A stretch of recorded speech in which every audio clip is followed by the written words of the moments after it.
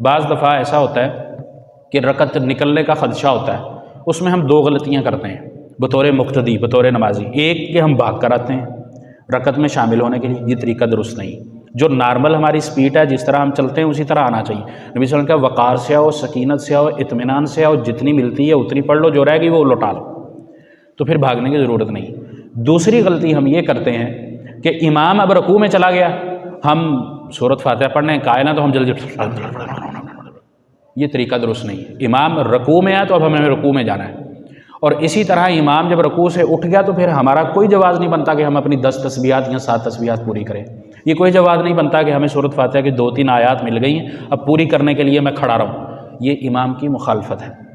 یہ طریقہ نبی علیہ الصلوۃ والسلام کا نہیں ہے۔ امام کی حرکت جب تبدیل ہو گئی تو پھر ہمیں بھی اس کے پیچھے حرکت تبدیل کرنی ہے، بس اتنا خیال رہے کہ ہمیں امام سے آگے نہیں ہونا۔